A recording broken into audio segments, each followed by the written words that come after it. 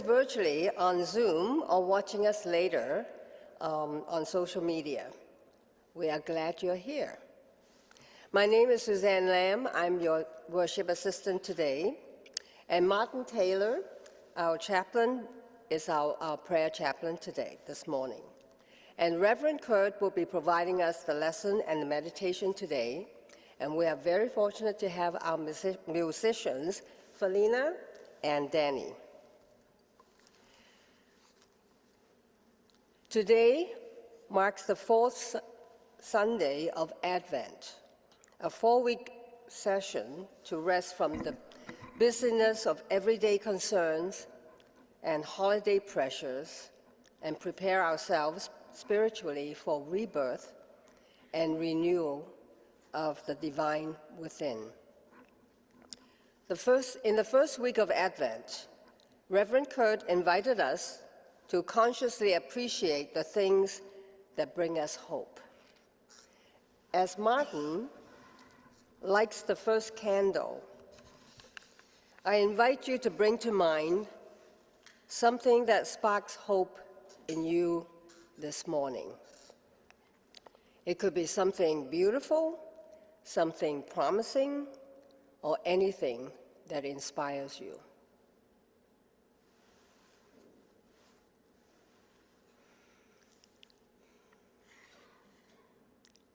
On the second week of Advent, we celebrated the peace that begins within ourselves. As we light the second candle, representing peace, I invite you to silently affirm, "Peace, be still."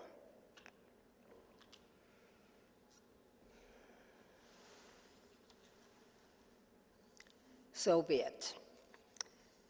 And last Sunday, we invoked the power of love. As we light this third candle, representing love, I invite you to silently affirm, "I am love in action."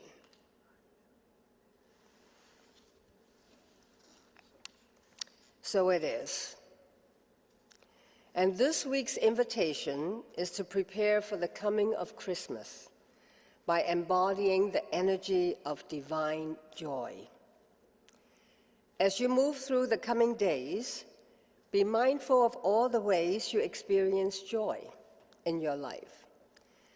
Notice the moments you are sharing joyful energy, either with your neighbors, your friends, and radiating the light of God.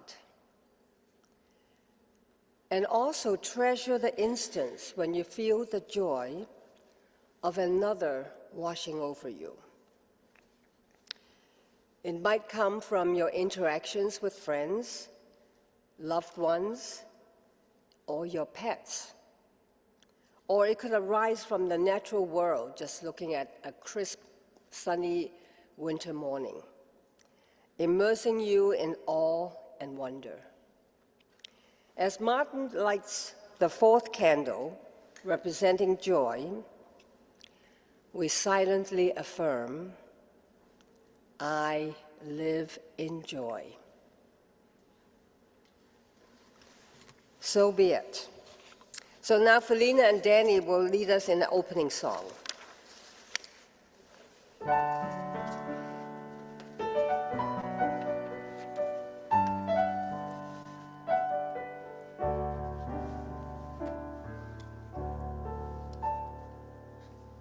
I've got the joy, joy, joy, joy down in my heart, down in my heart, down in my heart. I've got the joy, joy, joy, joy down in my heart, down in my heart to stay. And I'm so happy, so very happy. I've got the love of Jesus in my heart. Yes, I'm so happy, so very happy. happy. I've got the love of Jesus in my heart. I've got the peace that passes understanding down in my heart. Down in my heart. Way down in my heart. I've got that peace that passes understanding down in my heart. Down in my heart to stay. I'm so happy. I'm so very happy. I've got the love of Jesus in my heart. Yes, I'm so happy, so very happy. I've got the love of Jesus in my heart. Yes.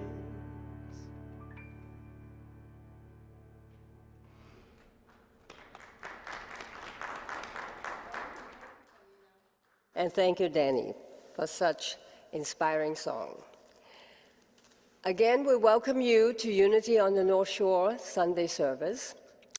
And unity is a positive, practical approach for spiritual living, based on the teachings of Jesus and the power of prayer. We believe in the truth and the beauty in every spiritual tradition, and we honor the many paths to the one God. Wherever you are on your journey of faith, you're always welcome here. We create a safe space here where people are empowered to take risks and live their deepest truth. And if this is your first Sunday with us, we extend a loving welcome to all of you. Many of us, including myself, were surprised to find and learn that there was a spiritual community that thought and believed the things that we felt. And I felt that way when I found Unity on the North Shore in 1997. And we are here, I'm here, still. And we extend a loving welcome to all of you. And many of us, like I said, were surprised that there was a spiritual community that thought and believed the same things that we did. It felt like coming home.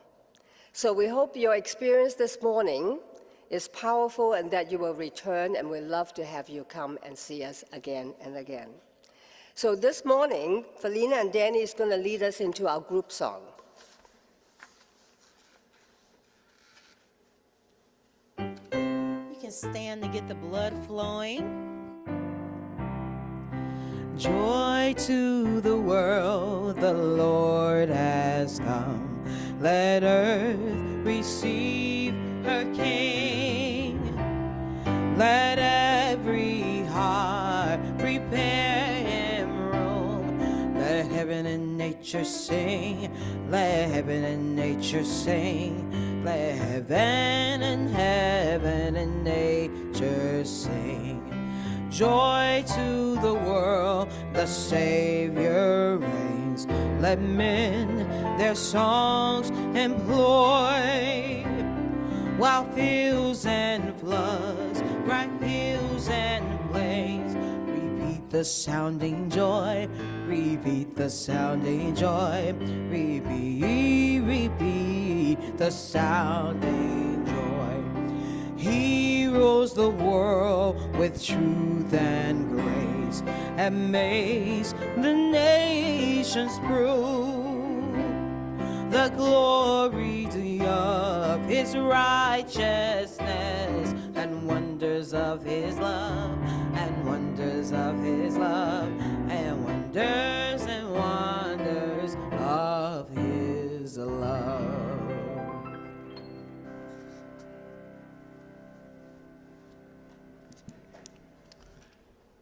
Thank you, Felina and Dennis. Good morning. My name is Martin Taylor, and I will be your prayer chaplain this morning. I'll also be available for prayer at the candle after the service. Let's begin by reading the daily word. The daily word for today is joy, and the affirmation, joyfully I celebrate my oneness with God. As the 3 wise men followed the star to Bethlehem to greet the newborn child, I follow my inner light and discover the Christ within. As I approach the conclusion of Advent season, I realize that this, rather than material goods or creature comforts, is the source of my joy. The Christ within is the part of me that is always one with God, omniscience, omnipotence, omnipresence. When I face challenging times, I can draw from that inner wellspring of joy, my foundation of irrepressible strength and fortitude. I have within me the power to overcome any challenge. This day, this moment, I am joyful, and I celebrate the overflowing blessings of my divinity. And the scripture, when they saw that the star had stopped, they were overwhelmed with joy. Matthew chapter 2, verse 10.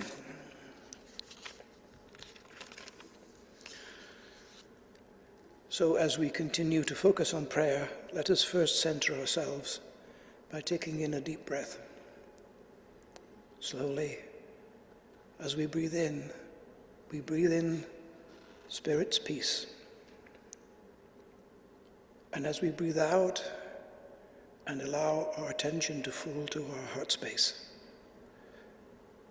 things around us begin to fall away for a moment, and we recognize we are now conscious of God's presence.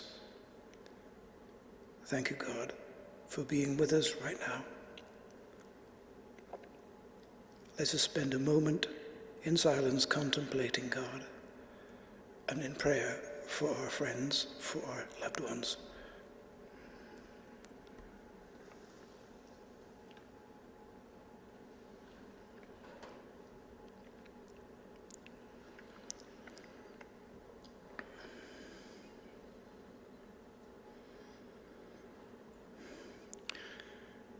Dear Holy Spirit, creator of all the universe, yet you are able to fit into each of our hearts. Thank you, God, for that wonder. Thank you for the joy that brings to our hearts. And now let us hold in prayer all who are suffering worldwide. We affirm the presence of God's love, grace, and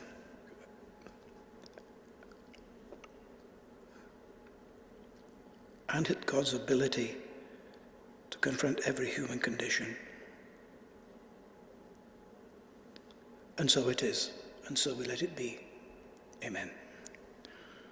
If you wish to have a prayer, please enter it into the chat if you are on Zoom.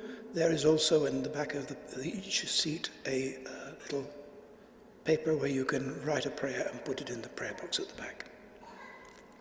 And now we return to Felina and Dennis for more music.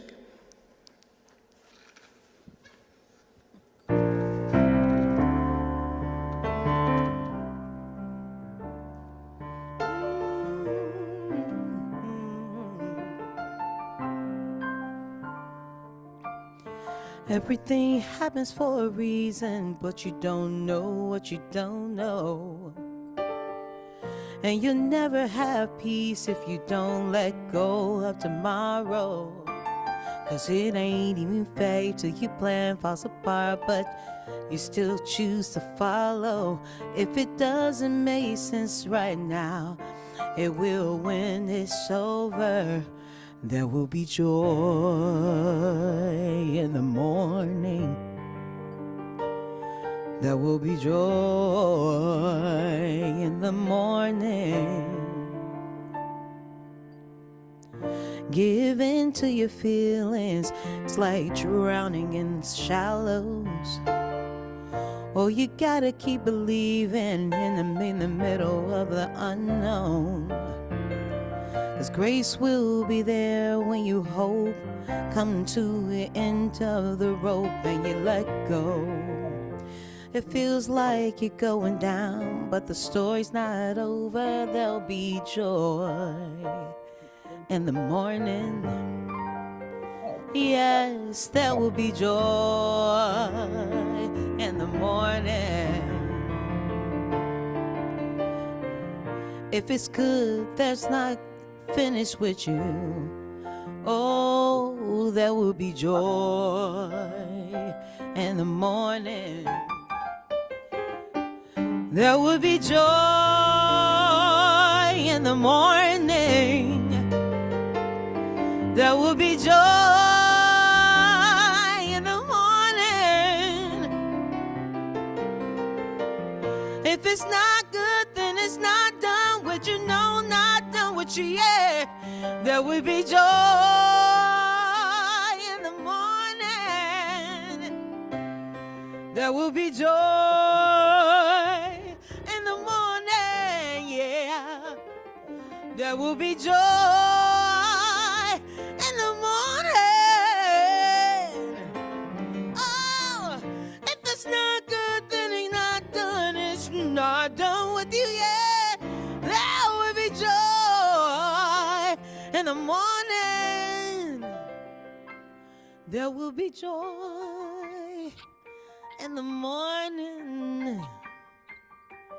There will be joy in the morning.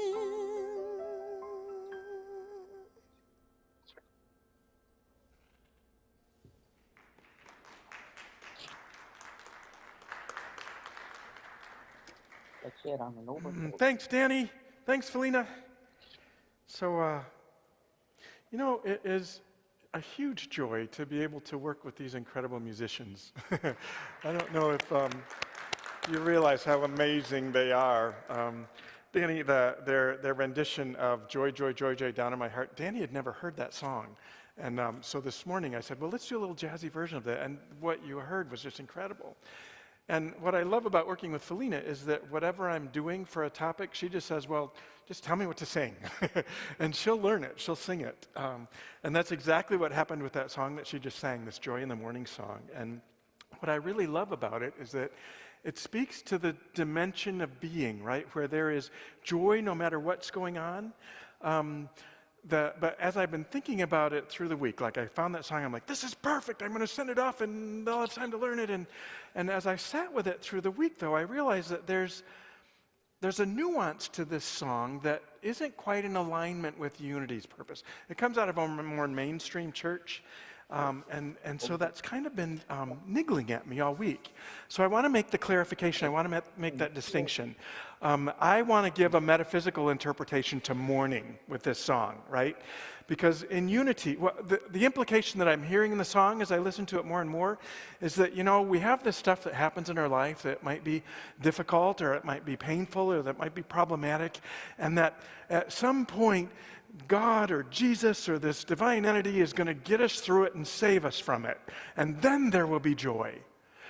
But in Unity, what we believe is that actually joy is a state of being. Joy is when we're connected to the oneness with the divine, which is what we believe the state of our beingness is.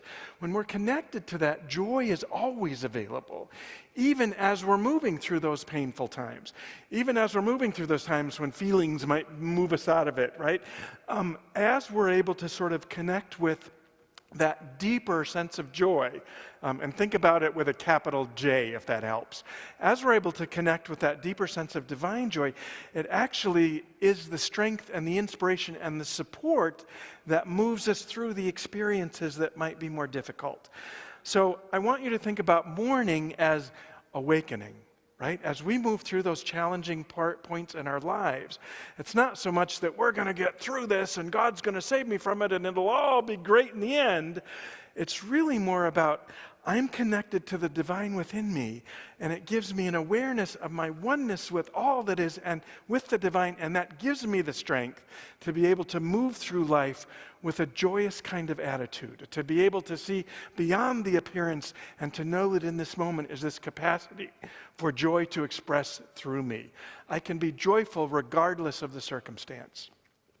Much of what I'm going to be talking about this morning is really out of this book.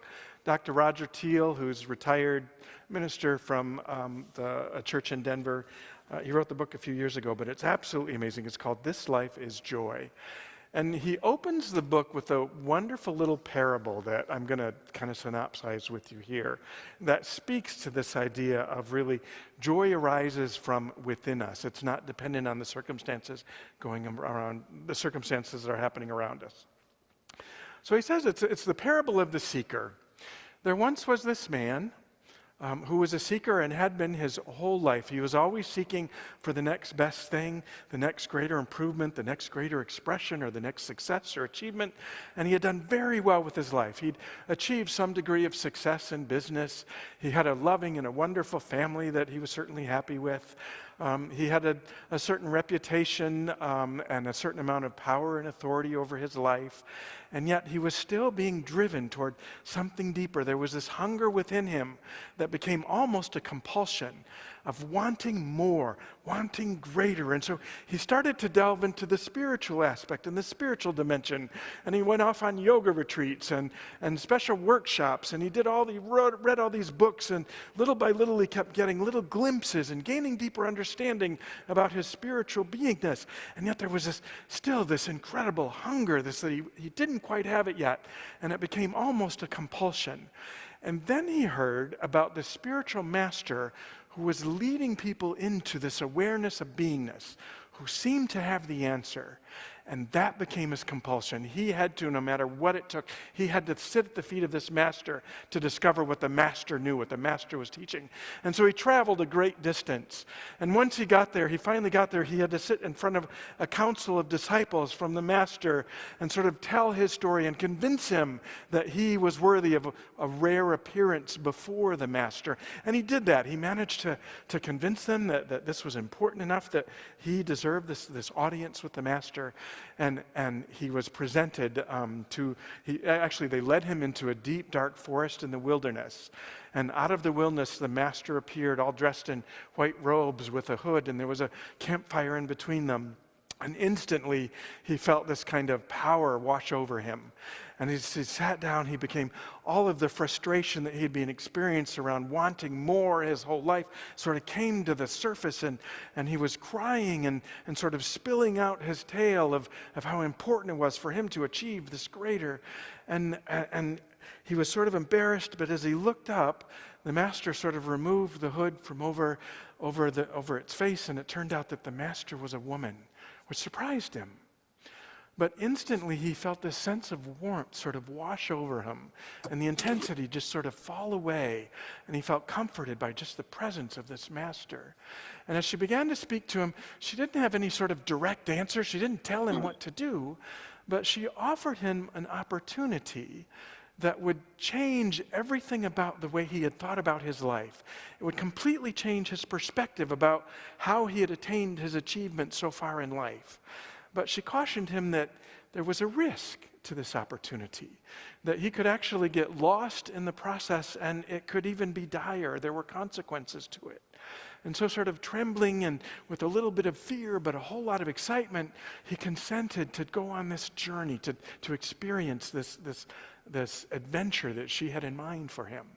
And so as she reached across the fire and placed her hand on his head, instantly this is a parable, remember, it's not a true story. Instantly, he was like, it reminds me of a science fiction, the way that Thiel describes it.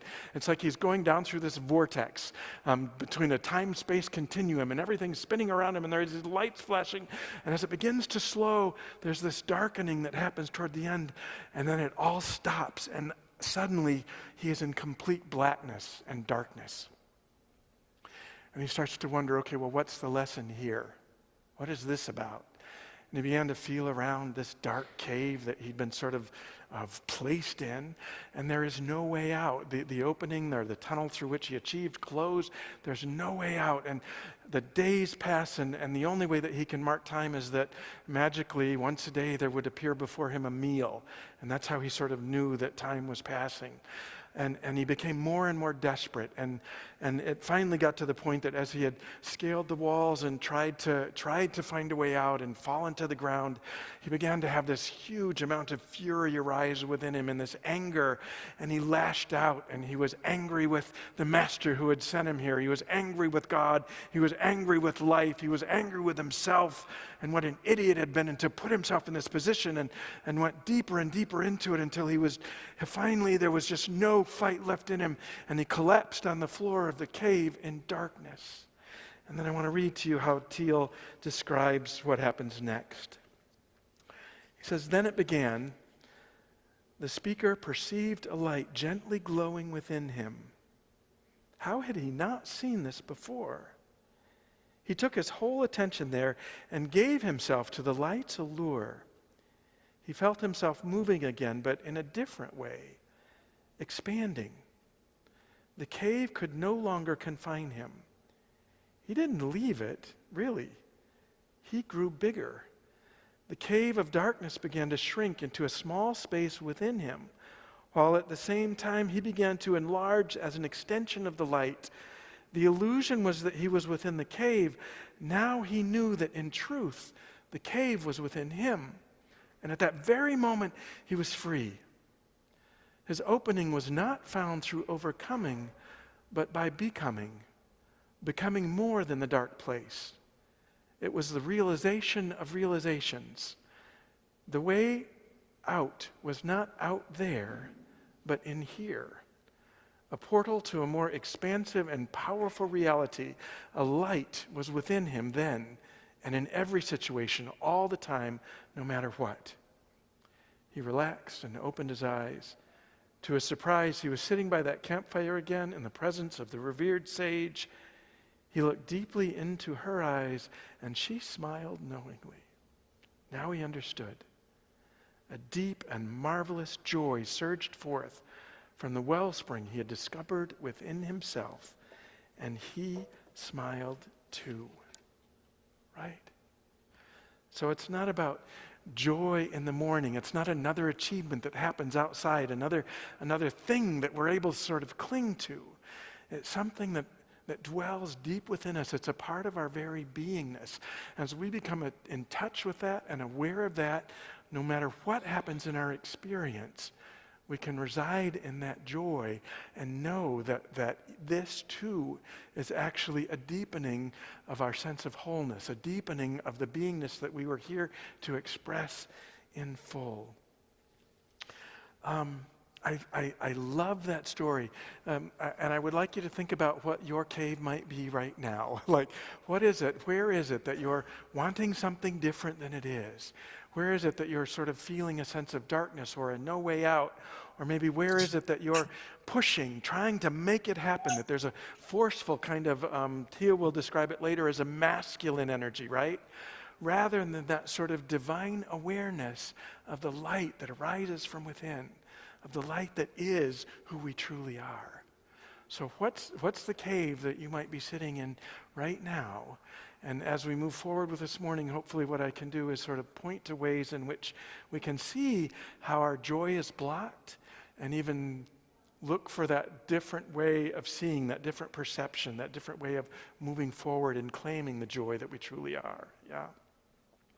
So I was watching one of the beautiful demonstrations, I think, that is sort of in current events and the headlines here and now is I was watching a new Netflix special by David Letterman. You know, he's got this special where he brings famous people in and just sits down and has a conversation with. And the latest one is with President Zelensky in Ukraine, and it is amazing. Letterman travels to Ukraine, he's in Kyiv, and he interviews Zelensky in a subway, right? Because it's down underground and kind of in a cave in and of itself. Zelensky and Letterman and a small group of folks are there in the audience as this interview happens. And what is remarkable about it to me is that the conversation sort of moves to how it is that Zelensky can sort of stay grounded in a deeper understanding, even in the midst of war and all that he faces in trying to lead his country through it, right? And at one point, one of the questions that comes up is, well, how does, Zelensky, if you don't know the story, he was a comedian, actually. He had a TV special before, and the TV special was about a rant that he goes on as a civics teacher in a high school that goes viral, and suddenly that becomes like a meme, and he's elected president. So what happened in his TV show life actually became reality, and he's now the president of Ukraine. But he got his start as sort of a comedian. So one of the questions that Letterman asked him is, well, what role does humor play in terms of your life now, in terms of leading a people through this really dark time? And Zelensky says it's crucial. There's not a lot to smile about in Ukraine right now, and yet it is necessary to find it. And so he looks for ways in which he can remind his people of what there is good to still be enjoying in life, and how there is a deeper purpose to the sacrifices that they're making. And for him, it's very simple, like personally, Letterman's digging in.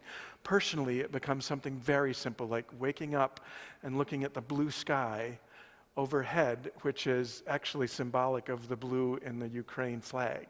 I hadn't thought of that before. I didn't know that history. So waking up to a new day for Zelensky is a way in which he sort of connects with that deeper capacity to know the joy of all of life. The other one he mentions is that just a phone call he lives apart from his family now so that everybody can be safe. But just the phone calls that he can have with his family are amazing. And it's hysterical. Well, hysterical. You see the levity and the humor in his character in the way that he describes that, because he's speaking he's speaking both in, is it Ukraine? Is that the language? Ukrainian and in English, right? So he's going back and forth. And what he first says is that these phone conversations with his kids and his wife, and then he catches himself and he says, my wife would prefer it a lot more if I were to phrase that differently. The phone call with my wife, and then talking to my kids. He said she'd like that way of saying it more. And the audience kind of titters. So even in the midst of sort of what is a serious kind of campaign to make sure that the world is aware of the situation and still in support of the efforts going on there, he still has this way of seeing life through a deeper lens and knowing what's truly important is about the connections that we share. And he finds joy in that. I think that's absolutely beautiful. So I think this also points to, back to Roger Thiel in his book, This Life is Joy. One of the things that he suggests, and that I think is really insightful, is one of the ways in which our joys get blocked, or our capacity for joy gets blocked, is actually through pleasure. Does that sound weird? Like, how can pleasure be an obstacle to joy? But here's what he describes. He makes this distinction between joy and between pleasure. Right? Joy is effusive and eternal, and joy never ends. It's an endless reservoir of our oneness with the divine. It's the true beingness of who we are. And pleasure tend to be those enjoyable experiences, those things that feel good to us, right? They're circumstantial. The pleasures that we move through in life tend to be the stuff that makes us feel good, the things that make us laugh, the things that and they're circumstantially based. I don't feel like I'm describing this well enough yet. So what he suggests is that, well, you know what? I'll use his words since I'm not happy with the way I'm saying it. He says, pleasures are fleeting. They come and go as the byproduct of desirable experiences. If there is no taproot into joy, then people become addicted to their pleasure sources and seek to maintain them, sometimes at any cost. When there is no pleasure source or experience at hand, all that is left to some degree is pleasure's opposite, which is pain. If the pain persists, then the next step is to find ways to numb it. So I want you to think about the gentle way because it's subtle, and yet everything about especially sort of consumerist Western culture really feeds into that. We want to keep that pleasure-pain cycle going, right? Advertisers want to make sure that whatever discomfort we might be feeling, whatever insecurity we're feeling, that they've got the product that'll buy it and make us feel good about it, right? And the way that our economy grows is to perpetuate that cycle. So it's this constant pleasure and pain kind of cycle. And it's not to say that pleasurable experiences are bad. That's not it at all. But it's about a reminder that in order to really find joy in those pleasurable experiences, we need to be fully present to the experience itself, right? And not projecting on, and once the pleasurable part of that experience ends, not to be caught up in that sort of addiction to a dopamine hit to make it feel good for the next thing, right? So think about the ways in which you perpetuate that cycle in your own life, And I'm not saying it's some deep, huge loss, because I think the practice is more about how it shows up in our personal lives, in our everyday lives. So is it reaching for the bag of Oreos when you get home? Or is it the bottle? Or is it the remote control for another binge session? Or is it sex or drugs or whatever? The ways in which we numb out are feeding into that cycle that take us out of an awareness of the beingness of our joyful spirits, right? It's important that we kind of move back into a deeper understanding of how it is that we perpetuate that cycle of just sort of staying at the surface level of life and not diving more deeply. One of the lyrics in the song that Felina sang that I like the best is that giving into our feelings is like drowning in the shallows. Right? Giving into our feelings is like drowning in the shallows. And that works at both ends of the spectrum, right? Giving into the feelings that we just want that feel-good experience over and over and over again, giving into that keeps us living at a very shallow surface level without really deepening into a greater sense of purpose or greater awareness of our own capacity for joy and being joy. Right? And at the other end of the spectrum, if giving into the feelings is that if we're feeling depressed and if we're feeling in pain, and if we allow ourselves to indulge those to the degree that we're consumed by them, then that's going to take us away from joy too. So there's this wonderful, wonderful balance. There's this delicate balance to be struck so that we're honoring the pleasant experiences that we're having in life, and we're grateful for those and experiencing those in a way that just doesn't become addictive.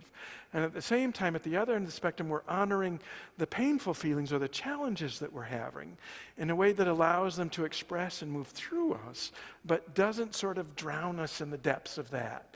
So it's this wonderful balance that we can move into, where we can be present to the capacity for joy and for greater good in our lives without sort of letting either end of that paradigm sort of subsume us. So how do we make space for that in our daily lives? And I think I'm going to go back to Zelinsky's example, right? It's like there are, and actually Roger Thiel has a whole book. There are 12 foundations that he describes. I'm going to share one or two with you this morning. This book is amazing, and we'll probably do a deeper series on that sometime in 2023, so we can dive a little more deeply in. I encourage you to read the book. But in the meantime, as we move through this coming week, and what I would invite you to do is just be very aware of the places where joy is showing up in your life, where you feel that pleasurable experience. Stay attuned to it, but also be very aware of sort of the building and the waning of the feeling that you experience. And see if you can't maintain a sense of gratitude around it, right? For me, it almost always happens in the natural world these days. I love walking. I don't know what it is about my upbringing, or maybe it's the Midwest. I really enjoy, especially inclement weather. I love being down at the lake shore in a blizzard, or we've had sort of gently falling snows. I love feeling the coldness sort of start to seep through my gloves. Somehow or other, I just really feel alive in that. The natural world for me is a beautiful place where I'm connected to something much deeper than my daily experience, and I can be fully present to that. What is it for you? For Zelinsky, it's the morning, like waking up in the morning and noting the blue sky. What is it for you? I'm also really, like, one of the things that I'm building sort of a joyful expression around is this Christmas is going to be really special in my family. My parents divorced when we were fairly young, and so my dad moved away, and we didn't spend Christmas with him for a lot of years. Now, more recently, he now comes back, and one of my sisters and I and my mom and my dad have been spending Christmas together with their families, and it's been wonderful. But the sister had moved to Florida. We haven't been together on a Christmas, and I just added it up this week. It's 30 years. And for the first time, she's going to be with us over the holiday season. So, there's a certain amount of anticipation and joy that arises out of that deeper connection that I think we're going to be able to experience together. And to know that it will wax and wane. Anytime family gets together, there are high points, and then there are the points when we drive each other nuts. And yet, that's all part of the greater beauty of being in family. And I think that's a beautiful metaphor for as we move through the fullness of life's experiences, to be able to embrace joy as a way of being rather than joy as a particular experience. One of the other pieces, and I think this will be a nice way to move into meditation, is that to begin to regard pain, remember pain is sort of marks the threshold to joy. Pain is actually a signal or a call to us to somehow move back to those places where we can be more centered, and to move through it in a different way, to deepen our awareness of the capacity to know that there's a greater dimension to truth and to experience than what we might be feeling at that shallow level right now, right? So to move through this next week, mindful of the places where we might be feeling pain, and to recognize that that is actually a call to go deeper into that other realm of being, that spiritual realm, knowing that there's a greater capacity and potential. So to see it as a threshold as we begin to move through. And so I'm going to use that as sort of a setup for meditation as Danny and Felina prepare us now with music.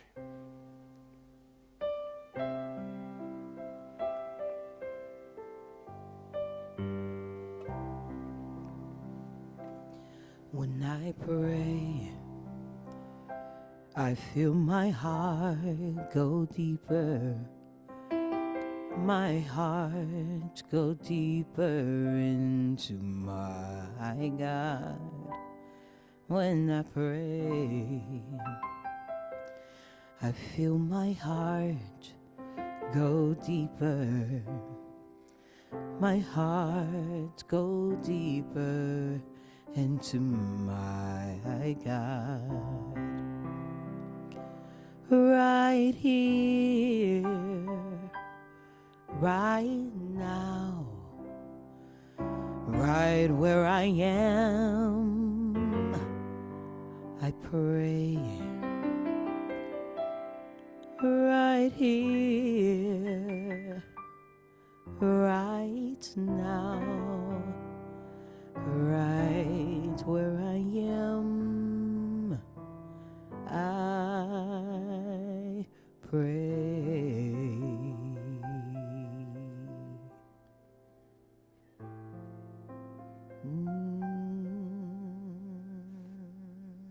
And so relax into this wonderful quiet space to go more deeply into the spiritual dimension of life. I invite you to take a deep breath. Just feel an expansiveness of your lungs through your whole body. And just scan your body, and if there is any place where there is tightness, pain, or discomfort, I want you to be aware of it. Breathe into that and regard it as an invitation to go more deeply into the true depth of your being.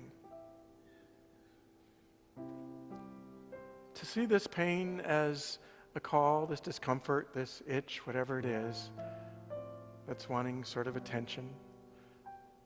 To see this as an opening through which you can open your heart to the joy of the fullness and the wholeness of life. And to know that in that opening you actually activate the spiritual power for healing whatever this condition, whatever this disturbance, whatever this discomfort might be. As we open to the fullness of our experience, we realize that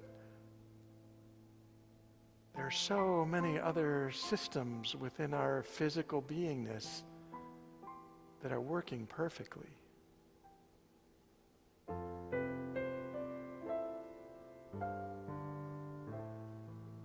And that through our attention on this one place of discomfort or this source of pain, that we can be more fully aware of our entire physical being. And know that it's opening channels, spiritual channels, emotional channels, physical channels, through which our bodies heal themselves at a deeper level.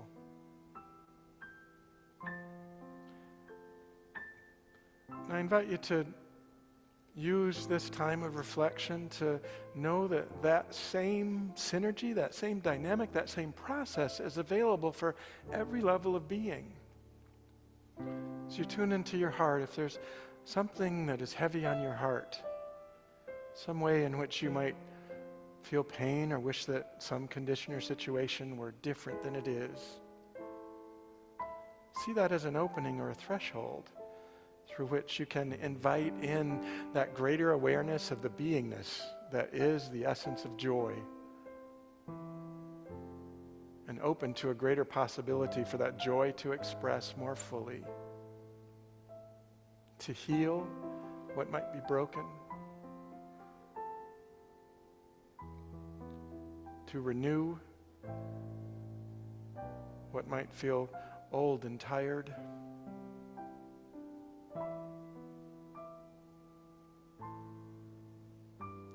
and to know that just as it's true for our physical bodies and our emotional bodies, it's also true with the spiritual realm. That if there's any place in our connection to spirit that somehow feels less than or not enough than, that is simply a signal to invite in an awareness that we are whole and perfect and complete at every level of being, right here and right now. To know that we are moving through life, making choices and decisions at the highest level of consciousness that's available to us here and now. We are perfect and whole, and we are loved. And that whatever condition might arise that would seem to be opposed to that idea is simply an invitation to reground ourselves in the truth of our oneness as spiritual beings. Beings of light. Beings that are the essence of joy expressing in the world. So I invite you, as we prepare now to close this time of meditation and reflection, to breathe in once more deeply with a sense of expansion, and breathe out. And together we'll affirm, I am joy expressing. Together, I am joy expressing. So it is, and so we let it be. Amen.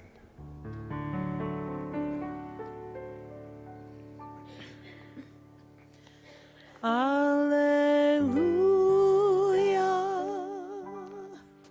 Alleluia. Alleluia.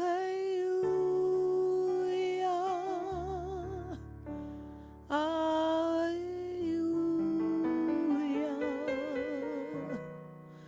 Alleluia.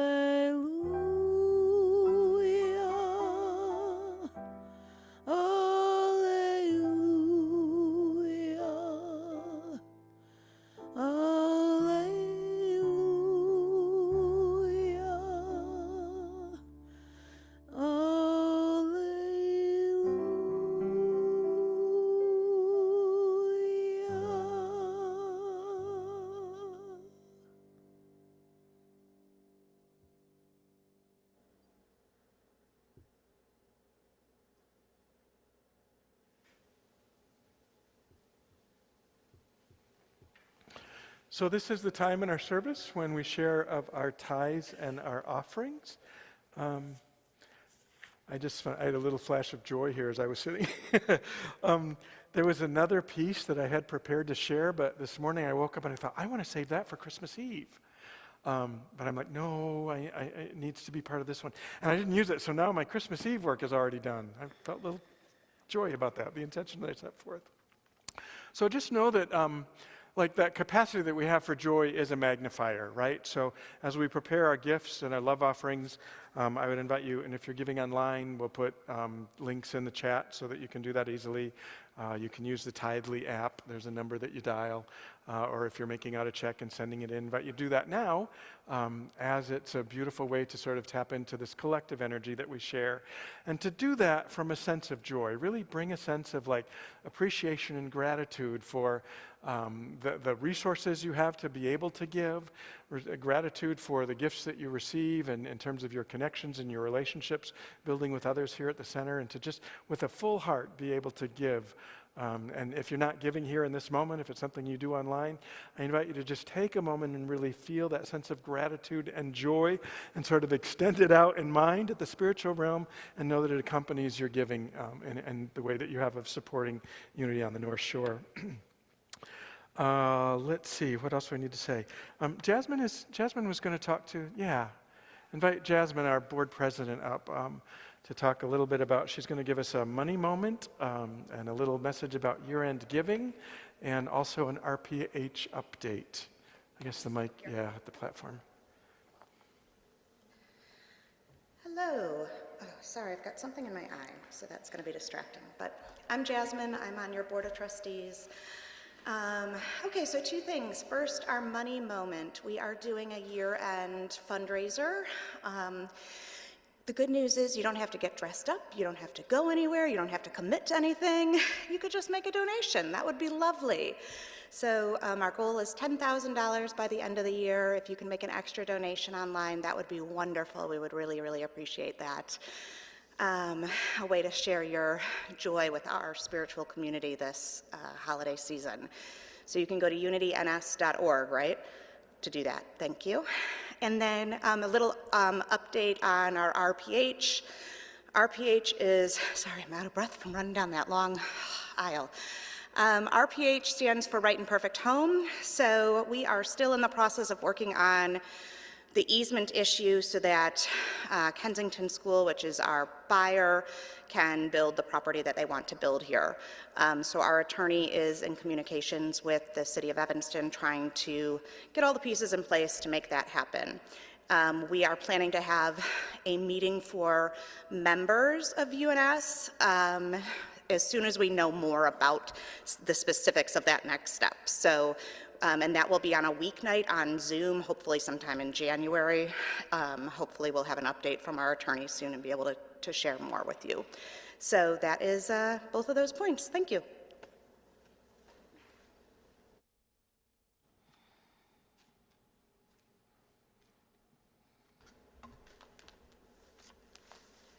Thank you, Jasmine, for the update. And now, as Reverend Kurt was talking about, it's time in our service to share our love offerings. And there are three ways to give. One is text the word GIVE to 815-827-6052. And if you're in the sanctuary, you can leave your love offering in the bowl in the back of the sanctuary. And you can also give online on our website, www.unityns.org, or you can mail a check to 3434 Central Street, Evanston, Illinois, 60201. Please also consider making a recurring gift.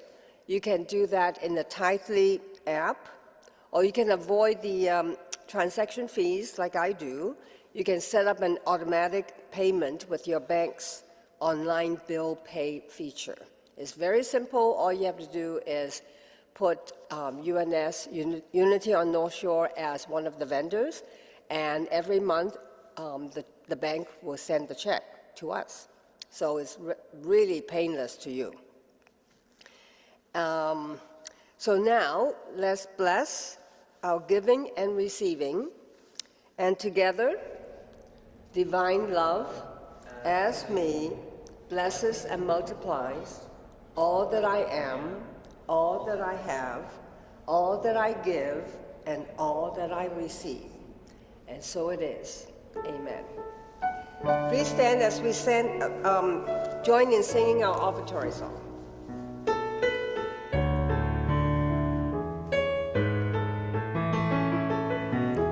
I am so blessed. I am so blessed. I am so grateful for all that I have. I am so blessed. I am so blessed. I am so grateful. I am so blessed. I am so blessed. I am so blessed. I am so grateful for all that I have. I am so blessed. I am so blessed. I am so grateful. I am so blessed.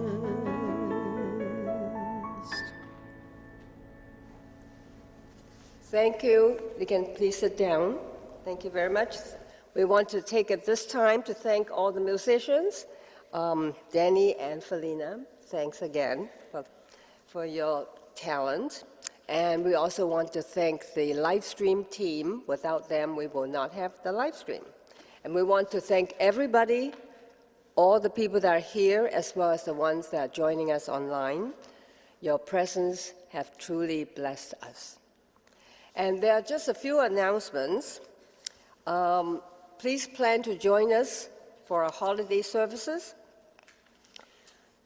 This Saturday, coming Saturday, the Christmas Eve, we have the Candlelight Saturday, December 24th at 6 p.m. We're doing that in person as well as online.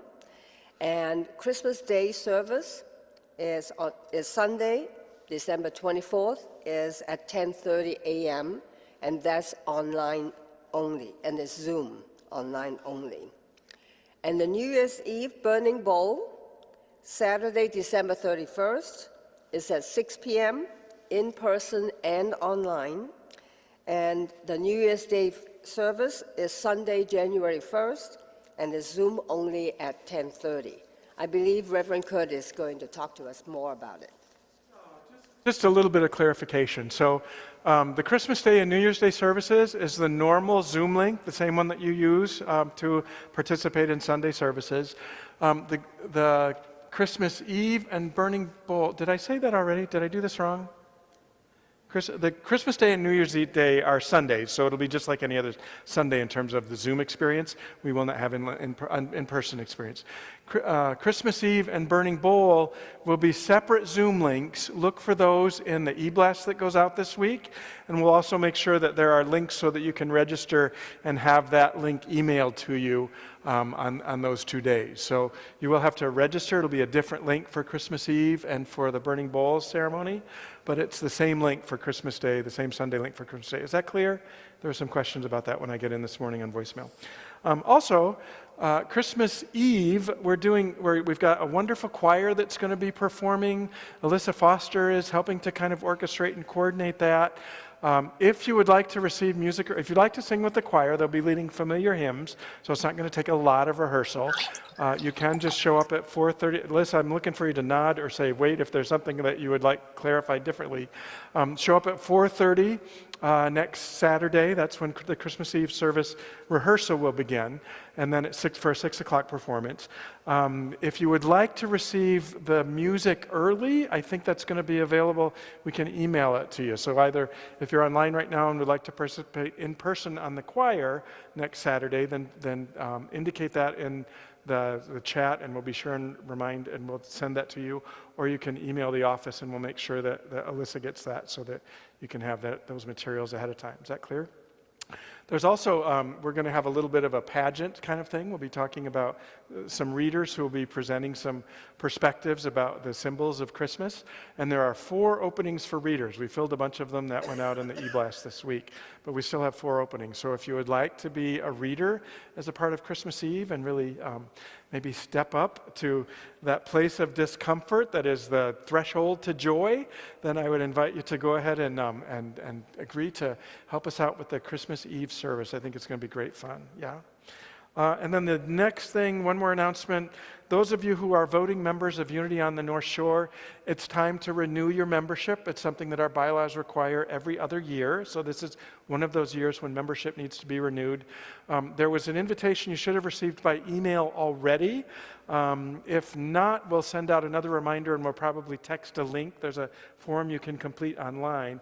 I know a couple people have had a little bit of difficulty with that, so there are printed forms available here in the sanctuary at the table in the back if you want to fill it out today while you're here, or let us know and we'll mail you that, or we'll email you directly a printed form that you can complete if you have any difficulty getting to the online form. Is that clear?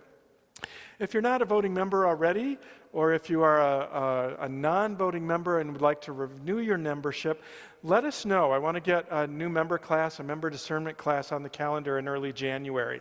So we'll be sure and contact you and maybe get that scheduled. So if you'd like to become a full voting member for Unity on the North Shore, we expect we're going to have some big issues for voting members to decide upon this year, then we would love to have you join us and your energy be a part of those decisions.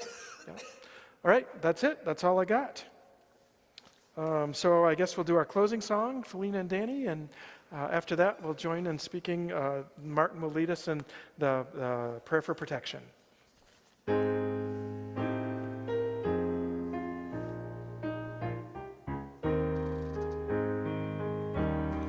Let there be peace on earth, and let it begin with me. Let there be peace on earth, a peace that was meant to be. With God as creator, family all are we. Let us walk with each other in perfect harmony. Let peace begin with me. Let this be the moment now. With every step I take, let this be our joyous vow.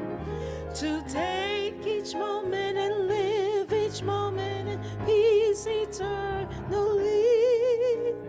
Let there be peace on earth, and let it begin with me.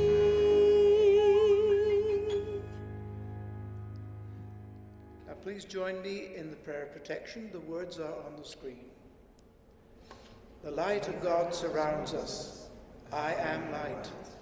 The love of God enfolds us. I am love. Power of God protects us. I am power. The presence of God watches over us.